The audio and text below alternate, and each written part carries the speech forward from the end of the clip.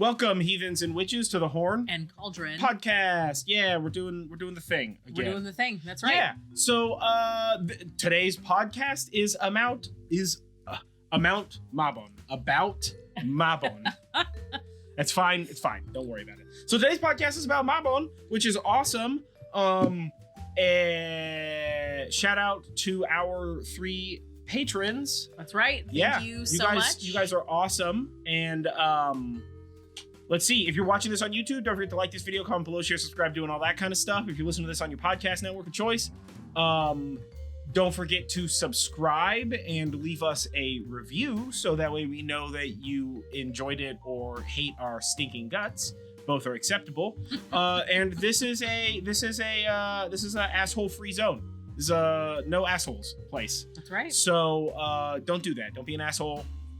We're not going to tolerate that. Like, this is a safe space for everybody to practice openly. There's no gatekeeping here. I don't believe in any of that shit. If you do, good luck with whatever the fuck you got going on. But yeah, if you would like to support more informative witchy content like this and fun content like this, you can hit us up on Patreon. We have a Patreon under Jive, where we have a specific tier for this, the Horn and Cauldron podcast tier, where you get access to the Book Shadows pages, as well as I do like fun cell phone wallpapers for the podcast pages, and you also get access to a Discord chat and all that kind of stuff. If you want to ask us any questions or anything, then just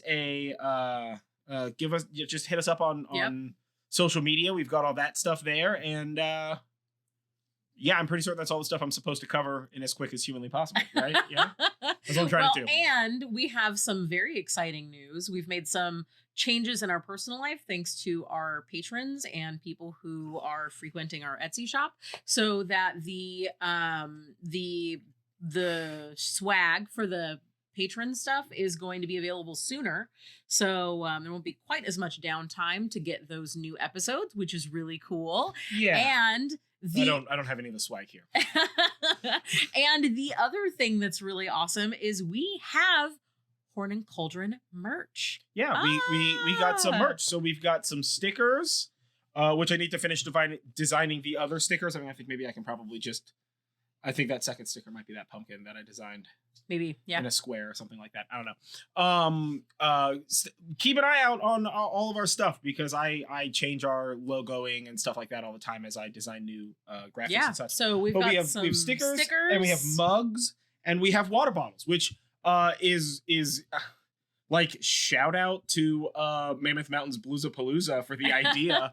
I was there for the beer fest with the Bear and with Bear Republic, who I work for, and I had forgot a water bottle, so I had bought this fucking amazing water bottle from Mammoth Mountains, and when I got back, I was like, we super got to get these. So we did some research and we found these water bottles, and they're a little bit pricier than you would expect for a water bottle, but let me tell you what, on a hot summer day, you put ice in that son bitch, and it stays ice until end of the day outside doing construction. I mean, actually, it kicked ass at the Scottish Games this year. At Scottish Games, yeah. So they're really ice good. In when I left the house at around 9 a.m. and it wasn't even full of ice. It was some ice, parched water. And then went and drove down 2 hours to get to Scottish Games build crew, and it was 100 degrees that day. And it was humid, and running it was around smoky, and it was all gross. That. Yeah. And I was getting ready to leave, and it was 8:30 at night, and I still had ice in there. Yeah. It was really the rad cool. Water bottles. So, and the mugs are the mug that I use every single day. If you work with me and you catch me in the morning on a Zoom meeting, you 100% see one of our Horn and Cauldron podcast mugs. Because to trial that, I got one before we made the order for those. Yeah. So check that out if you're into that kind of stuff. Yeah. And just follow us on social media. Everything is under the banner Nerd Jive. So if you follow us on social media and you check out Nerd Jive, you're going to see like previews of the podcast pages, the Book of Shadows pages, as well as like a bunch of cool graphic art stuff that I do for the podcast because I like doing graphic art stuff, and that's kind of what like led us down the path of doing the Book of Shadows pages and whatnot. And if you want to support our more creative artistic endeavors, we are Norgrove Enterprises on Etsy, which is also where you'll find the podcast merchandise. Podcast merch, yeah. But we also do. I do like abstract pour painting style art, and I do like tie-dye stuff, and Julie makes like cool decorated cuppery, and we will soon be, we have all the stuff, we just haven't like assembled them by their powers combined. Kits to do corn husk dolls. Thank you. We've got some spell jars coming. Yeah, we've got spell jars and stuff coming. A big project that I'm working on is getting some upcycled goddess and god statues. Yes, that's right. To go on that are basically made on Barbie dolls. So fully customized Barbie dolls. Yeah, not just 100% clothes, handmade but also clothes, face hair painting. Yeah. Adjusting hair as necessary. Yeah. And for those of you that already have a doll or maybe have a child in your life that might be interested in that, I'm also going to have some versions of the clothes that are available for sale. That's patterns if you want to make it yourself. Yeah, exciting. Pretty exciting. So we're getting a bunch of stuff going on. So yeah, stay tuned for all that stuff. If you want extra in between podcast witchy information, follow Julie on TikTok. She does like little TikTok videos about like different like witchy and esoteric stuff, which is super informative and awesome. Yep. And you can find me as Goddess Jules, and I post all the TikToks on my Instagram as well. Yeah, and we're gonna start cross posting these as shorts on YouTube. But if you want all of the content, just follow her on TikTok. That's the best bet for that.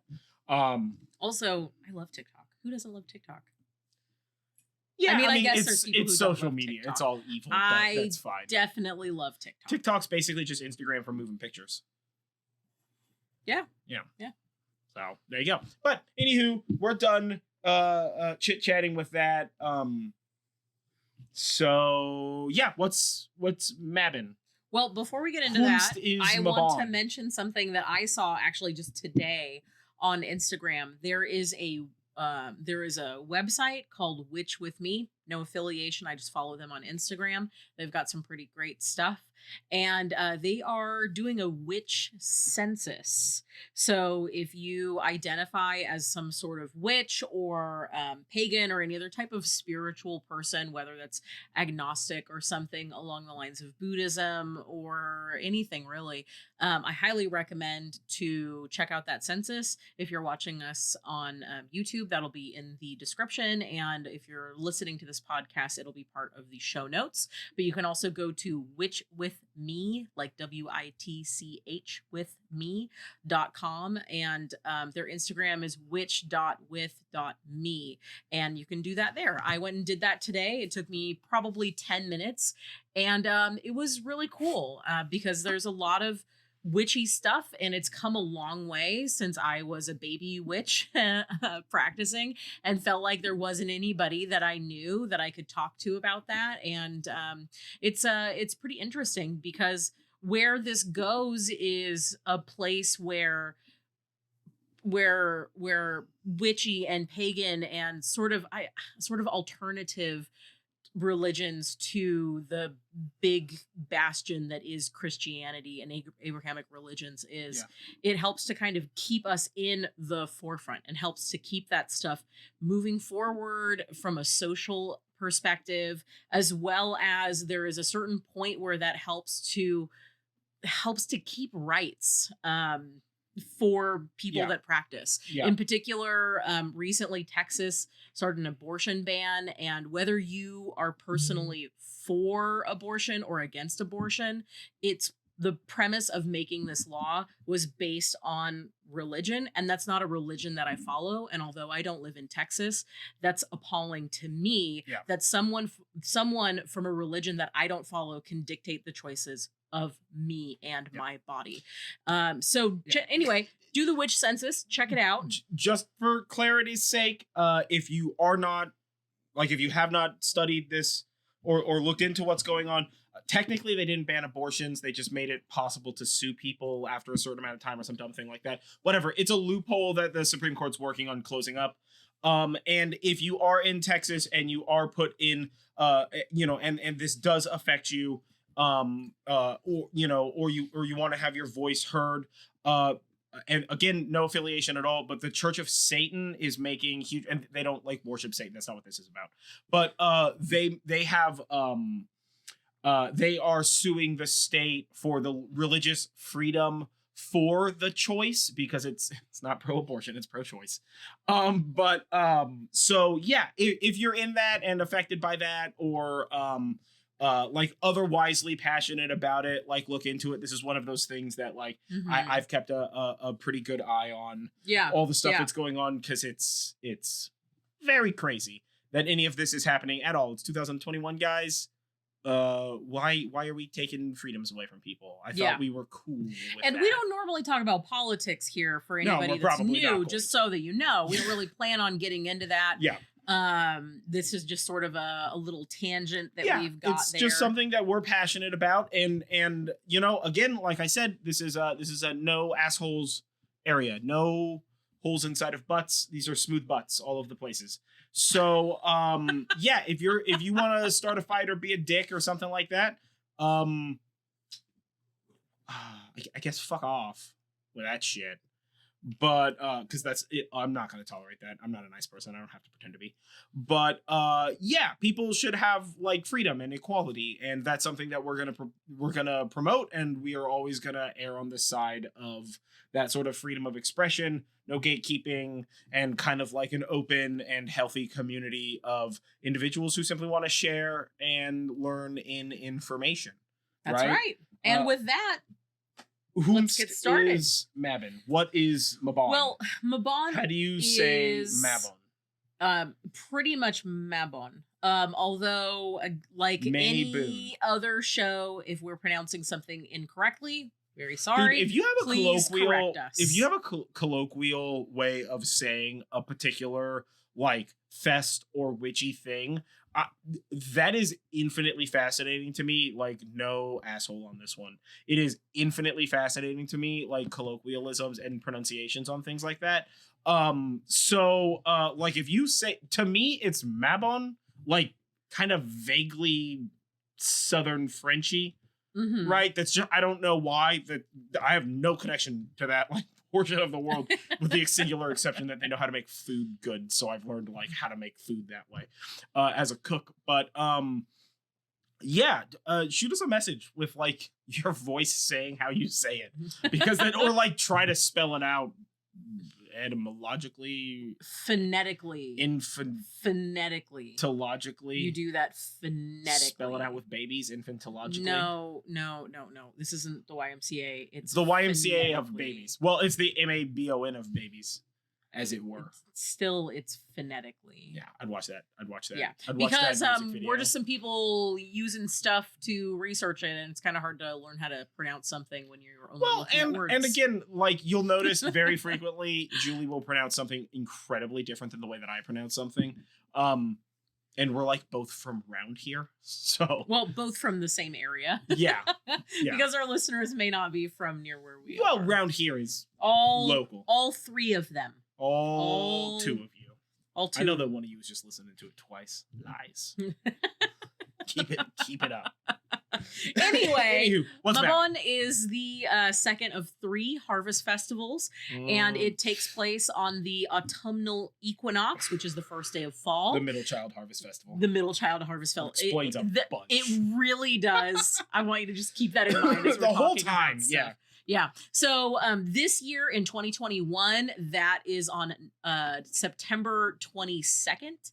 And that is in the Northern Hemisphere. Yeah. If you're in the Southern Hemisphere, it is not soon. It is in March, on March 20th of 2022. And the equinox is when day and night are equal. So it's when we start going into the dark half of the year. Yeah. And this really seems to be the most controversial of the they call them pagan reconstructed holidays, Reconstructionist holidays, or Reconstructionist holidays, or neo-pagan holidays.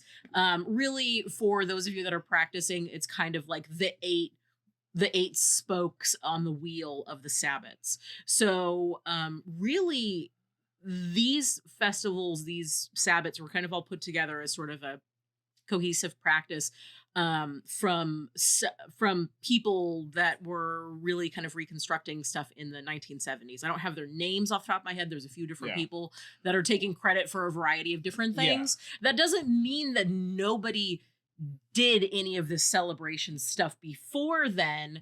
It just means that people did it differently, and that's just totally fine.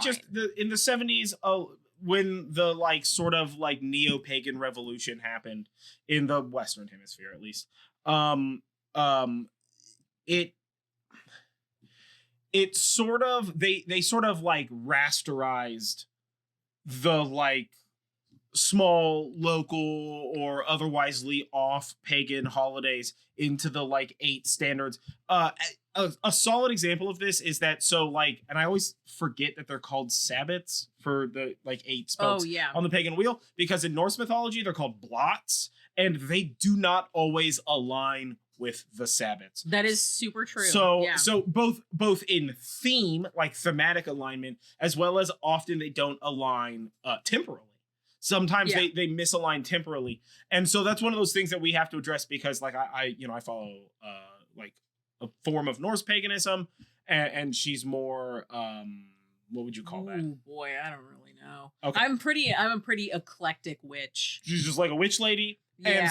And so when we do like pre the dark times, when you could have like people near you and such, we generally had parties for all the sabbats or blots. Yeah. And so sometimes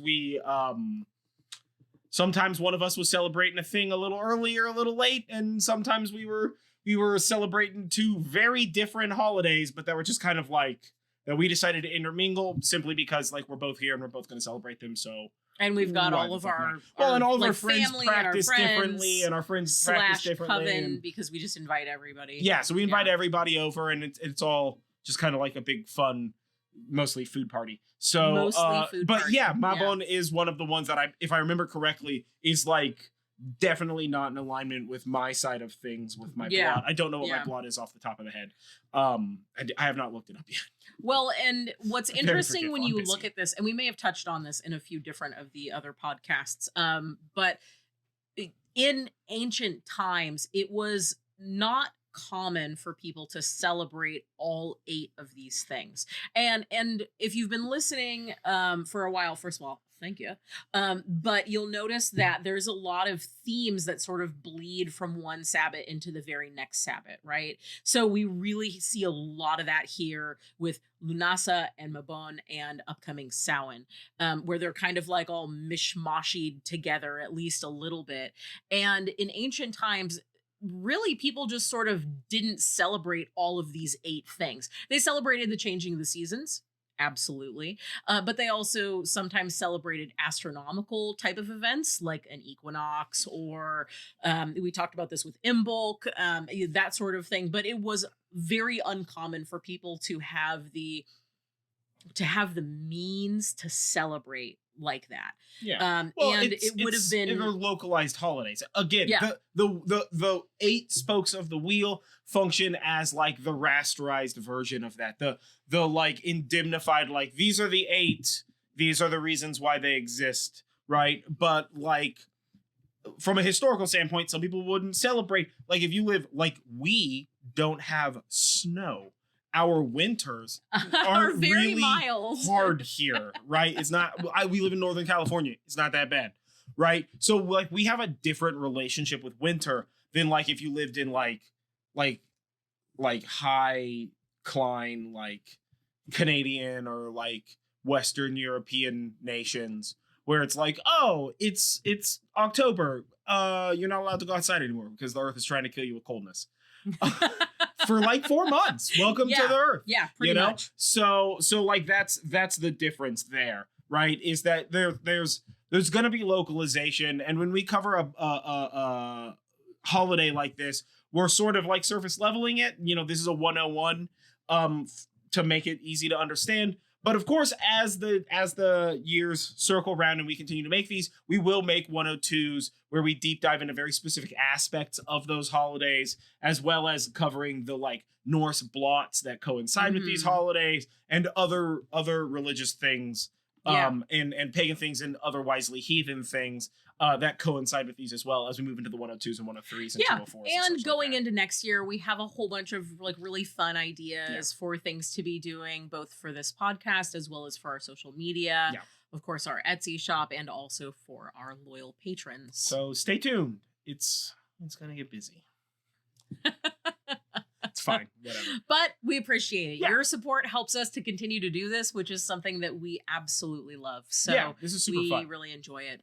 So Mabon is the name of a Welsh mythological figure. Ooh, those two words next to each other. Yeah, Welsh mythological figure. Yeah. Who may not have even really been widely worshipped in the ancient world. And there is I could cover that here in this podcast, but there is actually a better source for this, and that is a Welsh witch on TikTok, and I will get that name shortly for you guys. But she's definitely got I'm not sure of her pronouns. I'm not sure of the pronouns for this person. They've definitely got a video that's got all of the correct pronunciations, all of the information, and it's just genuinely a really cool person to follow. Yeah. Again, no affiliation with them. Yeah, I just happen to like them. If you find somebody dope in the space, then like hit us up on social media, and so we can shout them out, so that way you guys can learn also. Because like we're all always learning. Like, it doesn't matter who is an expert in what. Everybody has the opportunity to learn and should every single day.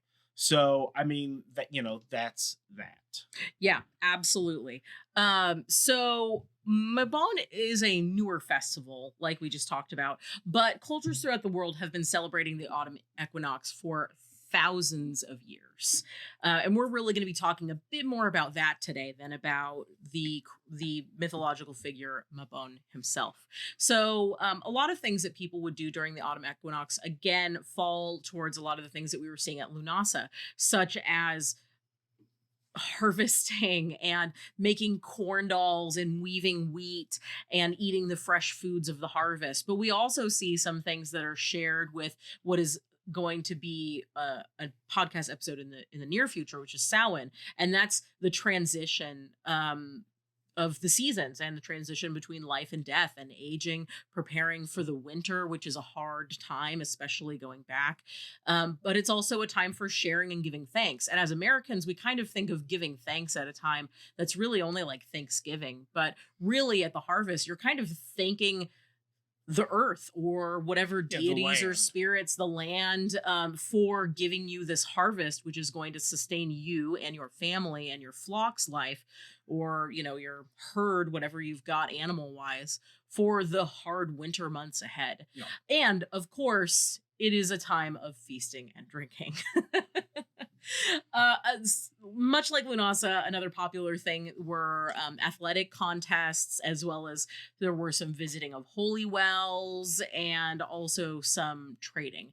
Bonfires weren't really common during this time of year because it's kind of like dry grass, and there's sort of a shift in the festivals that are part of the dark half of the year, where you have more nighttime than daylight, where bonfires are really that like daylight festival kind of thing. Yeah. But well, and if you think about it, I mean, if your primary source of heat is wood fire, then now is not the time to be burning wood. Now 100% is the time to, like, if once it starts getting cold, like, collecting as much wood as you can. Yeah, you're collecting wood, you're chopping wood, you're storing wood. We don't even live in the old times. You should have been doing that. You should have been doing that all summer, right? Yeah. But now is the time to get all that stuff like squared away. Which is why you kind of get like what you call it, like sweater weather before you have like cocoa by the fire weather. Yeah. Right, and those are kind of like different tiers of like winter weather if you think about it that way. So yeah, this isn't really like a big bonfire time, both for like fire safety reasons, be fire safe, and especially if you live in wildfire areas. Yeah, and this is you don't want to like waste your supply while it's still summertime. Yeah. Yeah, because every log you burn in the summer when it's warm is one that you may not have in the winter when you need it. Yeah, exactly. Especially in ye olden times when you can't just get a delivery of firewood or go down to your local grocery store and get a box. Yeah, totally. Yeah. We're back, and who's the person? If you want more information about Mabon, the Welsh mythological figure. I don't know why I can't say that string of words. It's absurd. Really? Welsh mythological figure? Welsh mythological figure. I have to think really hard. That's to say that. Very crazy. When I was a kid, I had a speech impediment and I would like slur my words, and I wonder if that's maybe... You're not a kid and that just happened. You're an adult with a speech impediment, I had bro. to take speech class for a while when I was a kid. I wonder if that's like a holdover. Anyway, if you're interested in more information as well as other Welsh witchcrafty goodness, maybe it's just the word Welsh. Maybe it's the word Welsh that's I think getting you're me. overthinking the word Welsh. I highly recommend checking out M Hara Starling. That's MHARA_STARLING on TikTok, and her pronouns are she and her. I'm glad that that's what my mind defaulted to. She did a great video on Mabon and who he was and the information about him. She has awesome videos. Yes, her videos I followed are a ton of her fantastic. videos. They're fucking super great. She also has and like she's location super videos. Adorable. Yeah. If you end up hearing this, we love you. What's up? You're so cool. I love it so much. Okay, anyway, so let's talk about. I was set up to do interviews on this podcast. I mean, I don't know how to use the audio recording thing that I'm literally using right now very well, but if you want to be on the podcast, hit us up and we'll interview you for a thing. So there you go. Okay, so what are the traditions and other ways to celebrate? Let's talk about feasting and drinking and fairs and contests, because that's what all of these harvest festivals are. Feasting and drinking and fairs and condos. Oh my.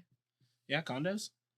Well, you said contests, but I said with condos. Condos. I was going with a Wizard of Oz joke. Like condominiums. And thanks for like duplexes, but jokes. Smaller. No, I'm not going to give this to you. Or bigger. I don't know. No. Duplex is for condominium. No. It's okay. Everybody else is laughing. I hear you. Are they though? Or I hear are they them from the rolling their future. eyes? I hear them in the future laughing. Ooh boy, I don't know about that. It's called mind taking, bro. Ugh.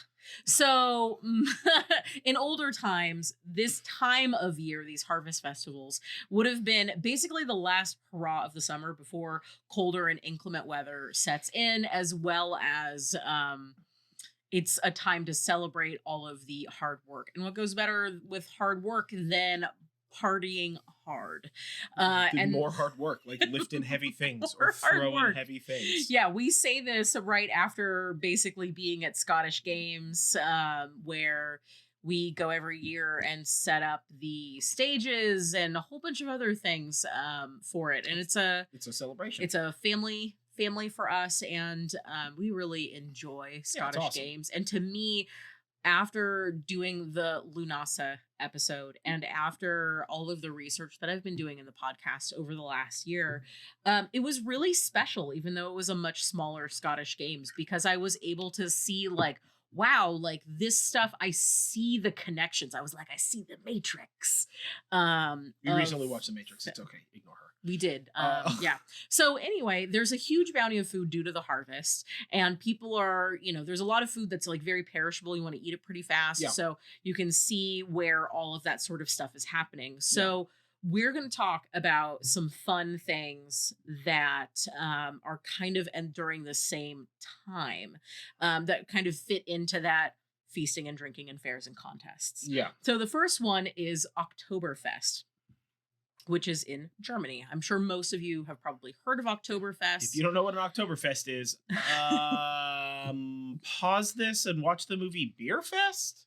Well, but the thing is it has nothing to do with Oktoberfest, but everything to do with Oktoberfest. Oktoberfest is when Beer Fest happens in the movie Beer Fest. Remember, he has to find the German guy at Oktoberfest. Yeah, I do remember that. Yeah, equals MC Hammered. I literally will never ever forget anything about that movie. That movie is like formative to my existence. But that's neither here nor there. I work at a brewery. It's important. Yeah. So what I didn't know, and what I suspect many people didn't know or don't know, is that Oktoberfest was way more than just drinking. And I knew that it was more than just drinking, and it was part of a marriage celebration, but boy, that was a rabbit hole that I thoroughly enjoyed. So in 1810, King Ludwig I married Princess Therese of Saxe-Hildburghausen, and they threw a massive party to celebrate. And it had food and drinking and parades and singing and horse racing. And basically, this celebration went so well, they were like, why don't we do this again next year? You know, the thing that you say at like all really good parties, like, hey, let's do this again this same time next year. Yeah. And they actually did do it the same time next year, and the year after that, and the year after that, and continuing forward. So in 1813, after it had been around for a couple of years, the festival featured all of the things the first festival did, and also added in bowling and big swings and tree climbing, among other attractions. Yeah. The tree climbing is pretty interesting because they actually built Is it like the artificial trees and it's a race to see who can get to the top? No. They had actual trees that they built these tents around, and then you would just try to climb as high as you could. Basically as a drinking game. And yeah. I wasn't able to find information, but I was wondering, how do these drunk people get down? Well, you either aren't that drunk and an adult, so you get down safely, or you are that drunk and not an adult, and then you get down with expedition. Yeah. And the earth just comes up, gives you a little smooch on the face. Just a little kiss. Smooch. Yeah. Break your and face. there were other attractions too, but yeah. I thought tree climbing was particularly that's very like logger festival event kind of stuff. They have the like tree climbing. I fucking love all of those logger competition things. They're so cool. My dad and I used to watch them on TV like all the time. So I'm super in love with all that stuff. Yeah. I'm not climbing. I thought you meant lager like the beer. No, not lager, but logger. I see. Yeah. I see. Also it's too early for loggers. Because before refrigeration, lagers happened at a time when it was cold. Although technically, if you lived in the right climate, you could lager beer in caves underground, but that's kind of different than lagering. It's not important. We'll do a thing about drinking one time. Yeah. But no, that's super interesting. I'm not going to climb a tree. I'll get on a big swing and like I'll bowl, but I'm not good at bowling. Bowling is like golf. It's one of them sports that like seems lazy and easy and that it would make sense. I am terrible. And my brain doesn't get it. Yeah. I love doing both of them because like it's fun, and people who take shit way too damn seriously get infuriated at me when I'm just like, we're trying to have fun here because it's like a fun hangout. Yeah. And they're just like, I have to get this strike or some other bowling term, this 4-10 split. What the fuck ever, man. I don't know. Yeah. I either when I'm bowling, I'm basically either rolling like a 1 or I'm getting like a nat 20, and they're like, oh, it's a strike. And I'm like, how did I do that? Yeah. And then the rest of the game, I like don't hit any other pins. Yeah. Yeah. Yeah. So Oktoberfest as a festival grew and grew throughout the years, not just in attendance, but also in renown as well as activities, and became an official town event in 1819 and is now the largest folk festival of the world. So why are we talking about Oktoberfest? Because it takes place not at all at the Autumnal Equinox. Actually, it does. It originally took place in the first couple of weeks of October, but somewhere along the line during the history of Oktoberfest, they moved it forward. So it actually falls pretty close to the autumnal equinox. But the thing that we're seeing here that ties into the autumnal equinox is also some themes that we see not just from Mabon, but also from Lanasa. So feasting and drinking, of course, always. But we are also seeing athletic contests. Like we're seeing bowling, we're seeing tree climbing, we're seeing the thing where you hold your arm out for a really long time with a mug.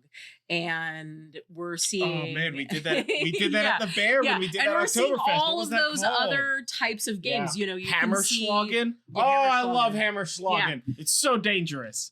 Yeah, so we're seeing all of those kind of like athletic contests. Yeah. And we're seeing all of that stuff. We're seeing people get together. Athletic adjacent contests. Yeah, athletic adjacent. Yeah, right. Yeah. We're seeing people get together and they're having fun. And you also are seeing vendors that are selling their wares, something that we talked about in the Lunaso episode.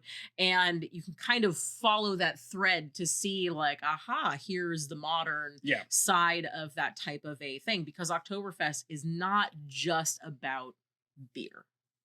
Yeah. No, it's not. Yeah. I mean, the beer's important.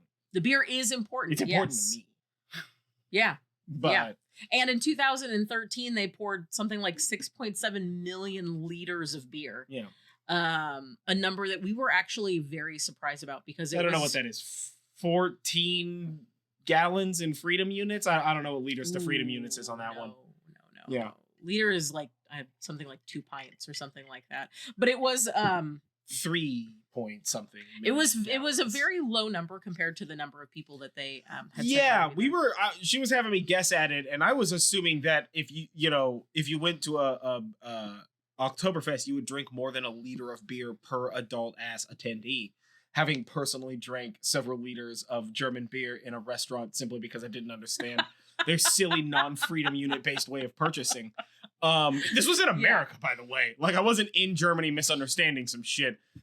I was already drinking heavily. It was at a German restaurant. Yeah, I was already drinking, if and you they want asked, a pint, a liter, or 2 liters, and both he and I had already been drinking. I processed that as small, medium, large, and my mind was just like, a liter is a make-believe fucking word, right? So I'm just gonna go with 2 liters, and then they brought out literally 2 fucking liters of beer in a boot, and I was just like, all right, well, I'm with a bunch of beer guys from the Bear, so I better not wimp out on this one and crush it. So he had to drink 2 liters. I drank of all beer 2. I mean, I peed like 400 times. Yeah. After already having a cocktail and a pint. Yeah. As well as some of my beer, because we always taste each other's beer because we usually get different stuff. Yeah, it was a bunch of he was so drunk that he had to go back. He had to go pee so bad that when we got to the hotel, he had to go pee in the lobby. We were on the second story, the lobby hotel. Like, you know how they have like lobby bathrooms? I had to like we walk back to the hotel, and it's like, I'm gonna go to the lobby bathroom to go to the bathroom, and then I'm gonna walk out of the lobby bathroom to the elevator, take the elevator up 2 stories, walk to our room, and immediately go to the bathroom again because my body was like, there's too much liquid in here, and the only food you gave us was a fucking bratwurst. Dude, unacceptable. And you didn't even eat that much of it. It was delicious bratwurst. It was good bratwurst, but I had to save space for some beer. Yeah, and the next morning you got up and you were still getting drunker as the day went on. Yeah, guys, do not drink 2 liters of beer at dinner, or in a single sitting hilarious. Without the right amount of food. Listen, I probably handle it now. That's all I'm saying. Yeah, sharing is caring. It was a time. So that's Oktoberfest. That's one of the sort of more European style harvesty type of festivals. Yeah. And you can kind of see that pop up in its varying pieces around the world. Our next stop on this Carmen Sandiego-esque tour is going to be Korea. And in Korea, and I'm not saying North or South Korea because most of this information is before there was that delineation. And as best as I can understand, people in both North and South Korea do still recognize this particular harvest festival, just maybe in slightly different ways, based on where they live. So in Korea, the harvest festival is called Chuseok. And it is thought to have come from an old tradition, and I don't know why, but I decided to spell old with an E here. So an old tradition. Yeah, ye oldie tradition. Ye old tradition. Spelling Korean old in fucking Middle English over here. Yeah. Lord of the Rings is affecting our mind. No, I mean, yeah, it is September. It's Lord of the Rings month for me. And that tradition was called Gabai. And that dates back to the kingdom of Silla, which was from 57 BCE all the way to 935 CE. So that's a huge time to have basically a dynasty. Yeah. And they would hold a yearly weaving contest that typically coincided with the Autumn Equinox or right around it. And 2 teams would weave for a month straight. ending right about the equinox, and the team that wove the most cloth. You want to re-say the word wove? Wove. I've had maybe like a little too much wine for the amount of food that I've had. Much wine? No such thing. No such thing. For the amount of food that I've had. My slur is coming out. So 2 teams would weave for a month straight, ending at about the autumn equinox. And the team that wove the most cloth were treated to a feast by the losers. And eventually this became such a big thing that it got bigger and bigger. So then there's probably more teams, and I mean, just like how much cloth? A lot of cloth, I'm betting. And not only, or maybe not very much cloth. Listen, how much cloth can you weave in a month? Is it a bunch of cloth? Is it like this much cloth? I don't know. I don't know. I've not done weaving. So, but that is a hobby. I've used a bead loom. I was a child in the 90s. I've been put into whatever that child labor camp was. Also used a that bead summertime loom. Child labor camp that we all did, where we just like made bracelets and shit that like went somewhere. That time in the 90s when flute music was really popular, and we all decided we wanted to here's a weave penny beads. Whistle and a bead loom. Listen to some Enya. Welcome to the maybe 90s. A harmonica. Depends on what version of the 90s you had. That's fair. Yeah, that's fair. I never learned the harmonica. I've owned harmonicas. I've never really learned how to play them very well. But that penny whistle, oh my god, I was straight up fucking pan, dog. I was on that. Oh no. Like I got that. I've never really been that specifically that like brass penny whistle with the like green mouthpiece. If you know what I'm talking about, you fucking know this whistle. I do not. 100%. Yeah. Dude. Yeah, definitely. Yeah, I was one of those kids. So over time, this festival got bigger and bigger, and it incorporated more and more things. Or maybe the things were always there, and we just don't know. The thing about it is this happened a really long time ago, so a lot of the information is difficult to understand, even without looking at the Christianization of Europe affecting things, because this is in Korea. That is Europe. They are far away. They did not have that sort of thing happening there. Yeah, at the same time. Which means that we got to talk about that in every episode. Boom, boom, boom, boom. It's like a drinking game, guys. Join along. Preferably with your Horn and Cauldron merch. Just kidding. Or not. So they were also thought to have had martial arts and archery competitions and additional attractions, as well as food vendors and people selling their wares and stuff like that. Now, more recently, this has taken on a form of ancestor veneration as well. And again, maybe this happened in the before 444 times, but it's definitely happening today. And a very common thing to do is to visit ancestral grave sites to offer food and drink and some of this year's harvest, as well as cleaning and tending to the ancestral graves. A very important piece of sort of that turning of the seasons and transition, something that we see more in the Samhain side of things as far as the 3 harvest festivals go. And many families also held and do hold still memorial services honoring relatives, which include special foods that have been prepared in a ritual called charye. And basically, if the ancestors were pleased, they'd then protect the living. The charye is a really interesting food type of ritual with very specific foods that are prepared for very specific reasons and then placed onto serving receptacles in very specific ways. And I'm super into it, so we're probably going to do that, just so you know. Yeah, sure. Yeah, I'm down. Also, Korean food's delicious, so why wouldn't we? Well, I'm not going to say no to that. Yeah, so why are we talking about Chuseok? Are you asking me that question? I mean, you answered the last time, so I was going to see if you were going to answer this time too.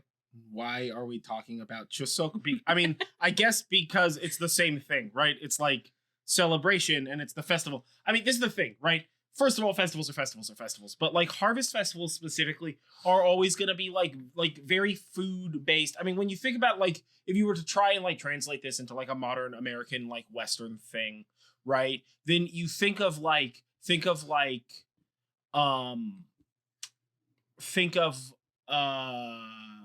fairs and stuff, right? And you have your like springtime fairs, right?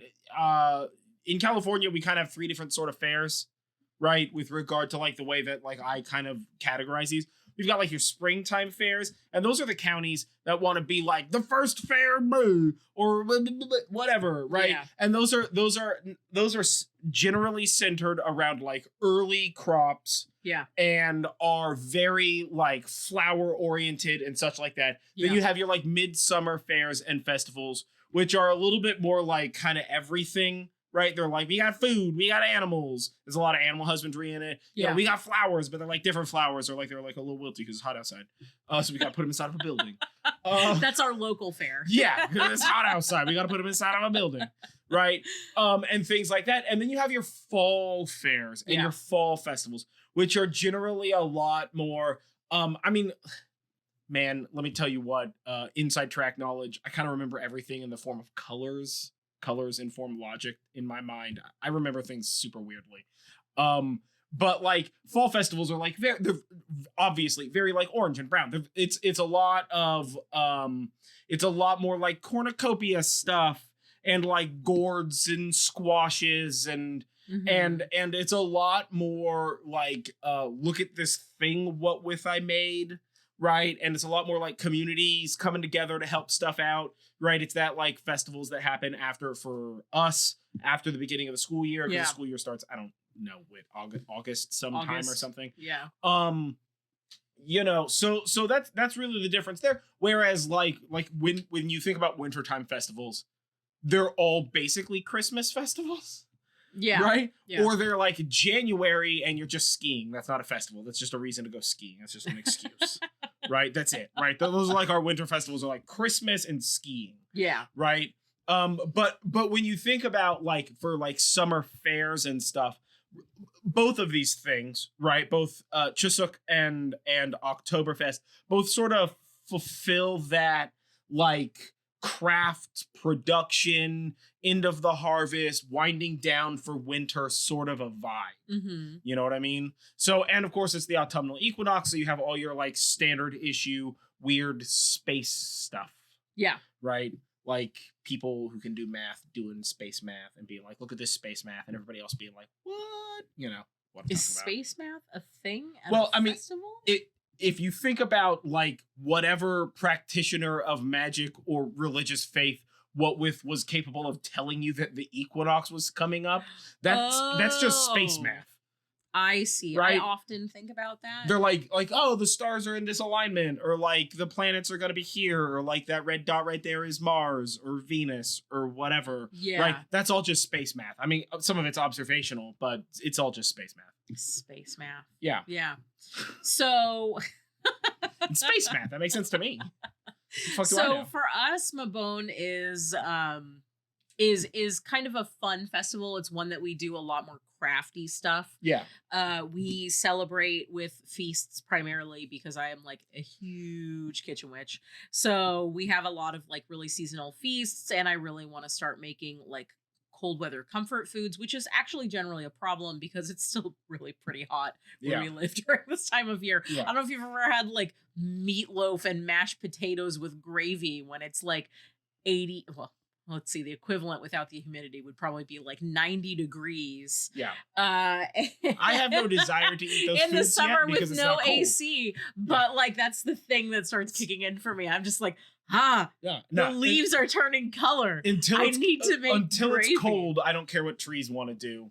We're not. Yeah, I don't want to eat fucking stew before it's cold outside. Yeah. I also start collecting pretty leaves and sticks. I really like collecting sticks. Let's not pretend that you're not collecting leaves and sticks literally 24 hours a day, 7 days a week, 365 days a year. I mean, I did just go out the other day and like literally collect sticks that had moss on them. So yeah, that always happens. That's not just a fall thing. Yeah. So we do that, as well as we do think about gratitude and the things that we're thankful for and what we're sort of thinking about doing in the new year. So for us, this is a time kind of reflecting on the year where it's been and sort of making plans for the next year, but sort of those kind of like long-term plans that allow you to really understand where it is that you want to be and where you want to grow towards, and to put that in motion in a way that's, for us, a lot easier to handle than like a New Year's resolution. Yeah. Yeah. Well, it's not about making a resolution and trying to keep it, but it's about looking at the things that you're currently doing and the things that you want to do and the manner in which you're doing them and the amount of efforts you're putting in and kind of all the details, and then sort of like observing that and coming to conclusions about that, so that way you can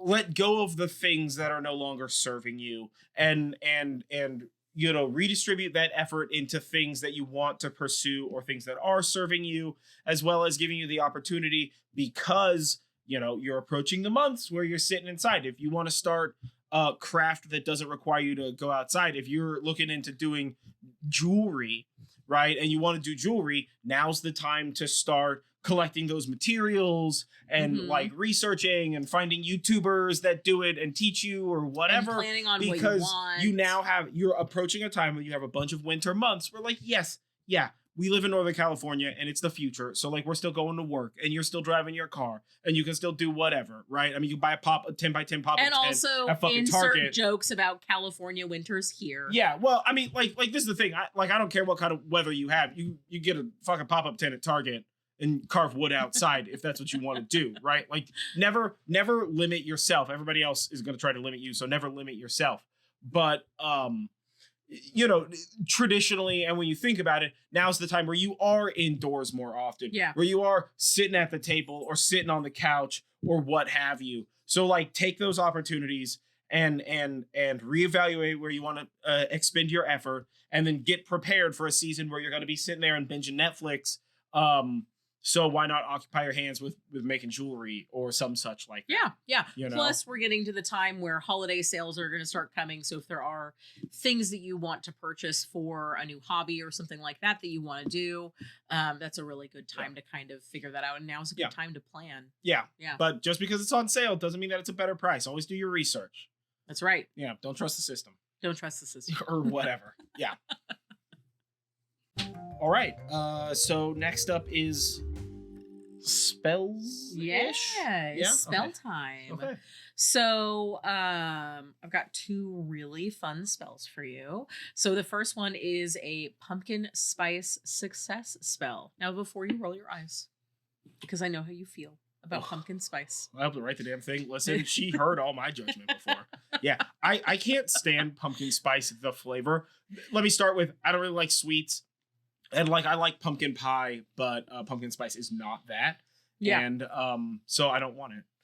It's not my thing. I do love pumpkin spice. In the great Starbucks war of pumpkin spice v peppermint mochas. Oh, peppermint mocha wins. I tout team peppermint mocha because peppermint everything. I fucking love mint flavored stuff. Well, for me, like, fiercely. Pumpkin spice isn't just the Starbucks drink. Also, like, I don't like the way it tastes now. I hate the smell of pumpkin spice. And I haven't liked the way that it tastes for like a long time. Pumpkin spice is like those, like, what are those fucking New Brunswick candles or whatever the fuck, those Yankee those candles. Yankee candles, like the vanilla Yankee candle. You don't even have to light that shit. If you just like look at one in the Target, your house is gonna stink like fucking vanilla bean for 12 years. It's overpowering, and I don't need that. I mean, like, I use incense regularly, and it is intolerable. The power of pumpkin spice and vanilla bean,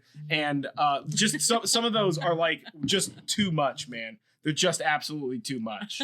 But yeah, anywho, pumpkin spice success spell. So it made sense. So we did it. She got the business. I wanted it for it. Yeah, I wanted it. Yeah. So the thing about pumpkin spice is, as we learned in the kitchen witchery episode, almost anything that you eat, or really almost anything that is a plant or was a plant at some point in time, has some sort of magical significance. Yeah. And I was thinking about pumpkin spice, and I realized, all of these spices have really great correspondences associated with them. So that's how this spell kind of came about. So to do this spell, you'll need a pinch of, first you'll need a cotton or some other type of fabric pouch or bag. Cotton would be best just because of the airflow, but you can also use those like sheer, like spun plastic organza bags. So you'll need one of those. And in that, you're going to basically be putting pinches of all of these things. So you'll want whole herbs are going to make less of a mess. Yeah. I mean, you could easily convert this into, if you just have like the powdered herb from the McCormick jar, it may be better to put this in like a vessel, like a glass thing, or maybe like a, like maybe a jar. Maybe like a jar or like a bowl on your altar or something to that extent. But like if you have access to the whole stuff, or even an envelope, like a small paper envelope. Oh, paper envelope would be dope, dude. Like one of those nice, like fold over. One of the ones that you get from Lunar Festival. Yeah. Those cool you'll need a pinch of each of these spices. Or a bit of the whole one. Some the amount beauty is you can choose as much or as little of this as you two want. handfuls of each one of these spices. Whole handfuls. Like big handfuls of each. Just boom, boom. We're filling up a pillowcase. Yeah. You could do that too if you wanted. I need a lot of success. So pillowcase spell jar. So the first spice you're going to want is cinnamon. And for this particular spell, we're invoking the quality of success. Next, you'll want some anise that repels the evil eye. And ginger for confidence. That can either be ground or dried. You could use candied ginger, but I recommend against it because ants. If you have fresh ginger, do some research online and then dry that in your oven until you have dried ginger. It's super easy. Like, honestly, if you want to do like a real cool dried ginger thing, use a potato peeler or like a carrot peeler, vegetable peeler of any kind, and like peel your ginger into like nice strips and then dry those. They kind of tend to curl up when you dry them in the stove, but they make like a nice ginger decoration. I do Christmas is one of my favorite holidays. And so you use a lot of drying spices in your oven to make shit look like especially holiday filled. So like you could easily process your like fresh ginger into dried ginger very easily. Plus your house is gonna smell like ginger all day, which is honestly gangster. So you'll want some ginger for confidence and nutmeg for protection and orange peel for luck. You'll also want some allspice. Allspice is a neat herb because it helps to enhance the spell itself. So it basically takes all of those things and just like makes +3 it to better. spells. Yeah, it's just like +3 to spells. Now, optionally, you can also choose cayenne and chipotle or black pepper, some sort of spiciness to help to speed up the results of the spell. Expeditiously. Or you can also add pumpkin seeds for additional health benefits. Yeah, because you can't be successful if you're unhealthy. Well, I mean, I guess you could be, but like you don't want to be successful if you're unhealthy because then you can't like celebrate the successfulness of it. So plus when she was talking about this to me before we started recording the podcast, there was no pumpkin in this pumpkin spice thing, and that's one of the many reasons why I hate pumpkin spice. Like, no judgment if you like pumpkin spice, but yeah, it's not my bag, baby. So so the pumpkin seeds are for health, and you don't have to add them, but you certainly can. Again, please make sure that anything that you add is dried. So what you're going to do is you're going to do your initial magical working things, if that includes casting a circle, turning off all the lights except for some candles, or whatever it is that you want. Get yourself in the place. And once you're in the zone, place each ingredient into whatever receptacle you're going to put this into. Pouch, sachet, jar, and bowl, as cup, you do that, you'll want to name each ingredient and say the magical properties as well as visualizing the benefits of each item. So for instance, not like Bob or Jeff or Susie, but like tell the bag what it is. You know, this is cinnamon. Bam. Success. So if you're thinking about if you're thinking about cinnamon, you'll say cinnamon for success. You put it in the thing and then take a moment while you sort of think about that and imagine what that success looks like for you. Or is that looking for a new job or a better paying job? Is that passing some sort of a test or any other type possible of thing definition of the word success that you're trying to strive for is really kind of the benefit of this, is that it's open-ended and based around what you want to do. So again, you want to like focus on the specific benefit of that herb whilst also focusing on the intention that you plan on trying to use this for success, and then just kind of work your way down the list, get everything in order, like get it all in there, seal it up, tie it with a bow, give it a kiss, whatever that saying is. Man, I don't even know. So once you've placed it into your receptacle, go ahead and put it wherever you're gonna put it. If it's a pouch, if it's something that's portable, you can take it with you. If snack size Ziploc bag. I mean, you could do that. I'm just thinking of different receptacles. You could put it on your altar or something like that. But the beauty of putting this into like a bag or even a paper envelope is that you can carry it with you. And the way that spices work is their scent is definitely released by heat. So when you hold it in your hands heat it up, and then you can like smell it while you're holding it in your hands, and then you can sort of recharge the spell and help to visualize that success. And it gives you like that pick you up, and it gives success. You that moment that you may need to help to not only realign yourself to that particular spell's manifesting journey, but also to kind of ground yourself and remember why you decided to do whatever the thing is that you wanted help with for this spell. Yeah, totally.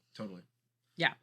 So I'm definitely going to do that because that sounds fantastic. My own personal Plus we can buy jar. Pumpkin seeds, which are delicious.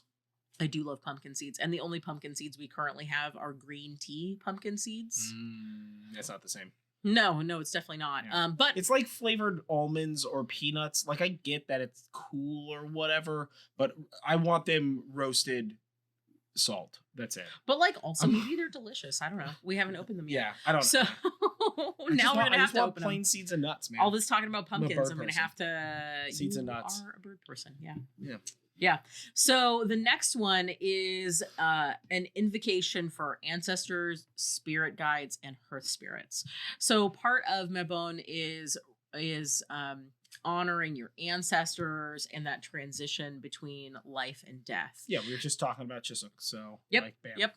And you don't necessarily have to invoke all of these things in this spell. If you would rather just go with spirit guides or hearth spirits, or even a particular deity that you're interested in, or even just your ancestors, you absolutely can. There's a lot of talk in witchy circles about ancestors lately, and it is an interesting conversation nonetheless. We'll be talking a bit more about that in next podcast, but if you choose not to invoke ancestors, that's fine.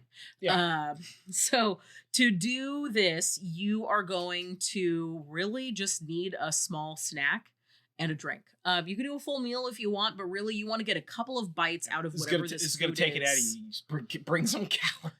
Honestly, whenever we do a spell, we always have food because it really does take it out of you. Yeah. So you definitely just want like a snack and a drink. That snack can be as big or as little as you want. You want at least like a few bites, a couple of sips. If you want a snack that has like correspondency connections to the thing that you're trying to do, gangster. If you want to eat pizza bites and drink a 40 while you're doing magic, also gangster. I mean, whatever works mostly best for because you. Like 99% of the time when we're doing spell stuff, I'm just drinking like craft beer. And we're just basically using I was whatever, like drinking craft beer, and the food that we're using is dinner. Usually dinner. Yeah. We do this little thing where if we know we're going to be doing spell work, we like have a nice dinner, and then we bring our offering plates and cups. I have a little man, I should really know the name of that pewter Celtic dish. For offerings that I should know. Yeah, and if you want something that's a little bit more seasonal and like fancy feeling for this particular time of year, after we talk about the spell, we're gonna be doing correspondences. Yeah. So that'll give you some great ideas. Stay tuned. So you'll want to cast a circle, and once you have cast your circle, you will want to clear your mind. And when you are ready to begin, you will say, "I call upon those who look after me. Benevolent ancestors, guides, spirits of my hearth and home, I invite you to join me in this sacred circle." And once you've done that, You can wait a few moments, or you can move right on, and you can take a bite of the food and a sip of the drink. And when you do that, you'll want to savor the taste and the texture of the food. And if you're not really sure kind of what to do with that, I have some TikTok videos about that you can listen to, talking about offerings. And once you are ready, you can then say, join me in eating and drinking this humble meal. And you'll continue to eat and drink, savoring the taste and the texture and the memories or whatever happens with this food that kind of comes to mind, until there is only one bite and one sip left. And then once you've done that, you'll want to leave those for the remainder of your spell working, that one bite and that one sip. And at this point, you can do any magical work or rituals or anything like that you may want to do. Tarot cards, divination of any sort, anything else you're going to be doing. You can also ask them for advice. You can just sit there and meditate. You can, if you are invoking your ancestors, you can think about warm, fuzzy memories that you have had with ancestors, or things that you would like to learn. Communing with stuff. Yeah. And when you're done with this particular moment, then you will say, thank you for joining me, benevolent and honored spirits. I was like, guests, spirits? You can say either. Yeah. Spirits. You are free to go. That's something that I use a lot in my ritual, or the outgarths. Yeah. Of course, if there's certain words that you feel resonate better with you, absolutely change that up. I'm not going to be upset. So say, thank you for joining me, benevolent and honored spirits. You are free to go, but welcome to stay as you please. And once you have done that, that is their cue that they can hang around and be your guide and kind of like be involved in your life, but only they're benevolent, so it's fine. Or they can go about their own ways. It kind of unbinds them from the moment that you've created. Yeah. And then it's like shaking somebody's hand and saying goodbye before you leave, right? Yeah. You're not trying to like ghost somebody. Yeah, exactly. Even though we're talking about ghosts. And then you'll want to close your circle. Yeah. Because you're done. Yeah. If you've noticed, okay, so a couple of things on the spells that we've just gone over. First of all, like, these are spells that we've written, that we've come up with based around our practices and traditions and knowledge and such like that. So we're not purporting to have any sort of, these aren't being purported to have any sort of connection to some sort of historical whatever the heck. But also one of the things that I think it's more obvious in these two spells than in anything else.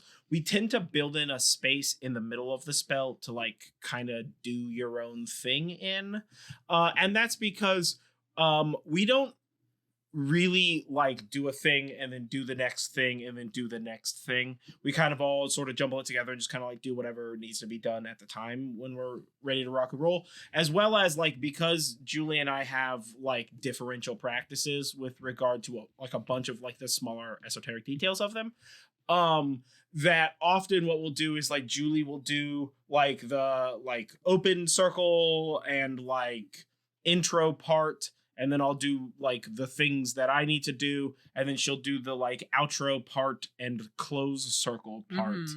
And that way, like, we both get 100% of the thing that we're trying to do, but it sort of like fits because the things that I do aren't as circle-y. Yeah. My stuff is like hammery. Yeah, it's very hammers. So it's hammers and bells. It's very heavy metal. It is. It's very metal. It's not on purpose, man. It's just the way it's all sort of like turned out. But yeah, so it's different. And again, like if you're, you know, if you have a group of like heathen friends and you're trying to like put something together or what have you, you guys can practice differently, but in the same space, right? I mean, like, man, when we do our blots, our sabbats, man, sabbat is such a hard bloody word for me to remember. In my mind, they're just blots. It's crazy because when I talk to other people, I'm just like, you know, like festivals, blots.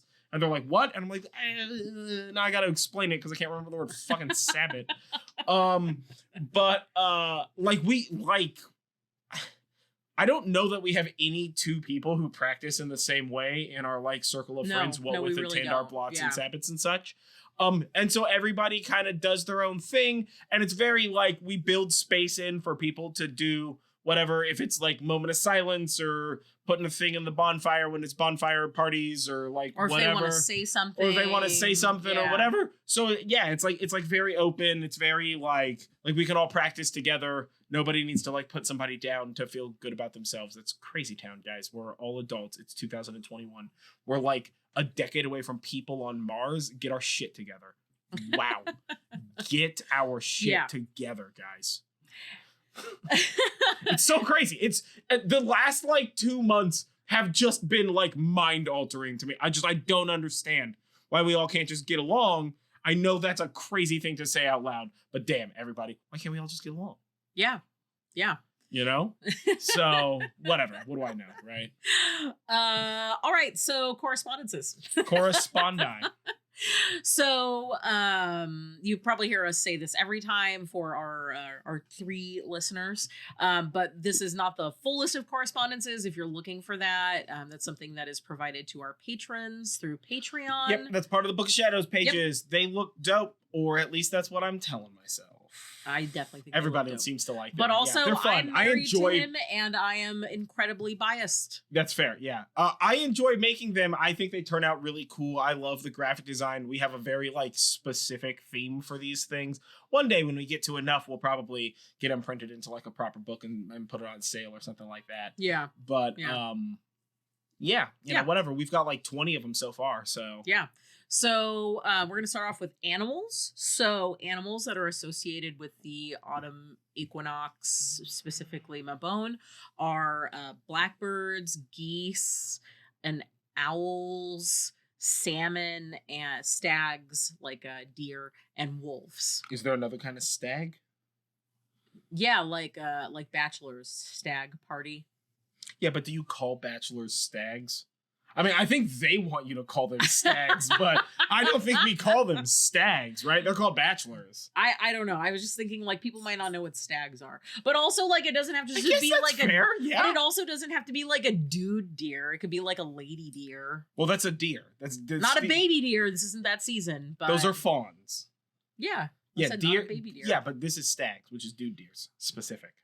Yeah, but you could also do lady deers. Don't assume their gender. I mean, we're not assuming their gender. I'm assuming the list of correspondences where you wrote the word stag, but okay. And I'm not assuming anything. I'm reading it. That's not assumption. That's holes in the head in the hallucinating mushroom saying what's up. So stags and wolves. Yeah. Yeah. For colors. Another name that the bachelors want you to call them, wolves, but you're not going to. Gross. So for colors, you're really looking at all of the colors of the fall leaves. I thought you were going to say of the rainbow, and I was going to be like, oh, really? But no, it's just browns and shit. Yeah, just brown, orange, red, kind of all of those fall colors.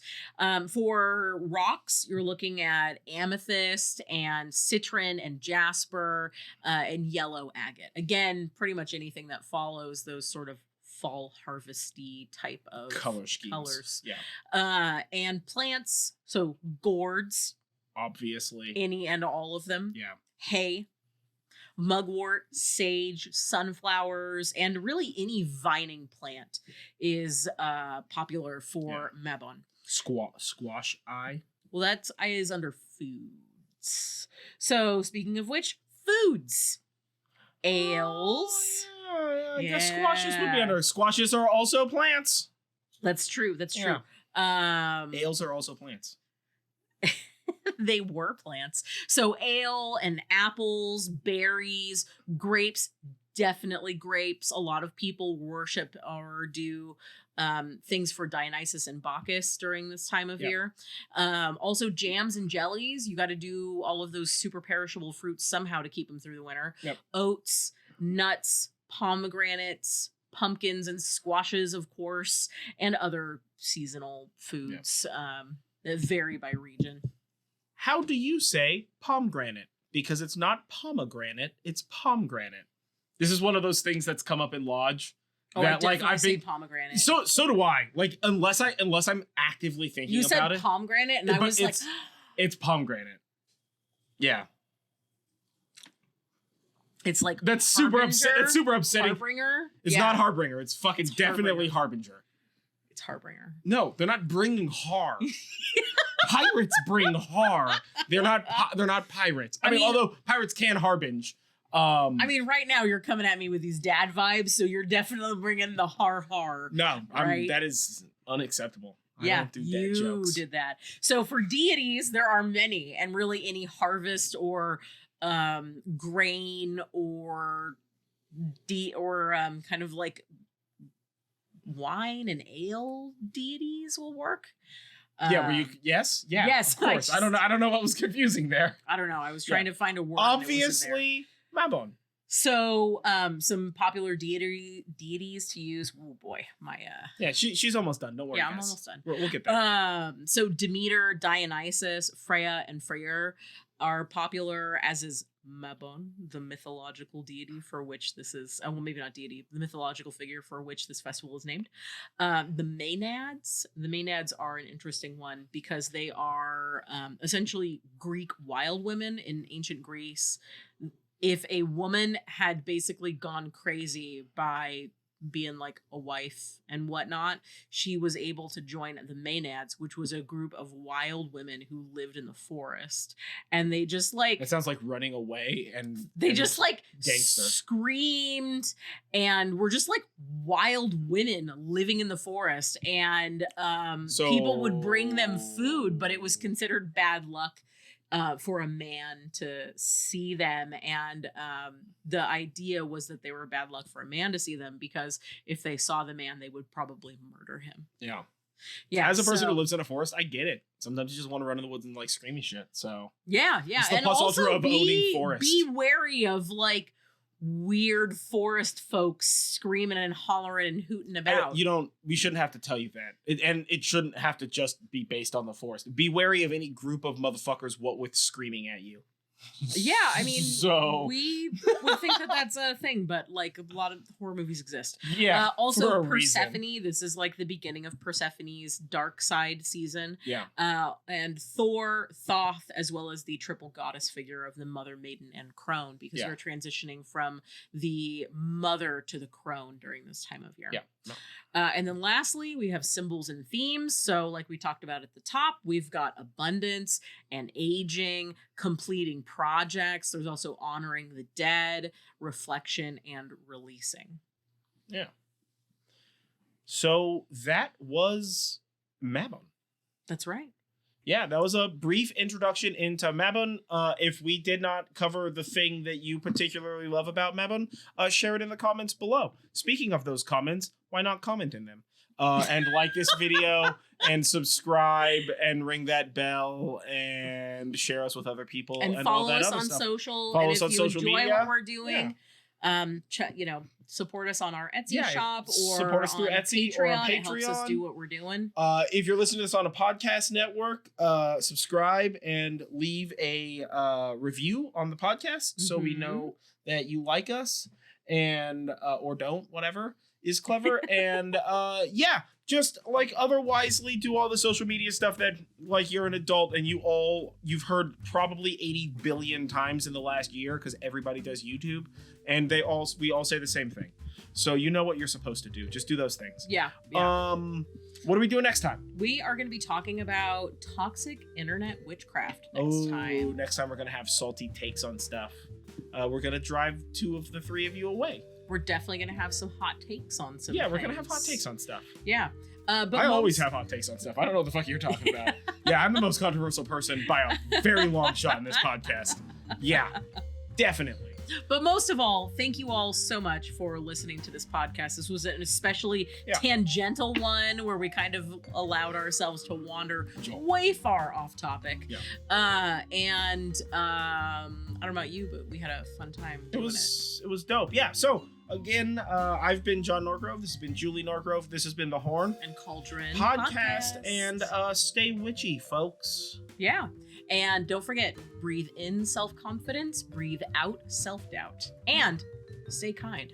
Rewind. We're not doing that. We're out.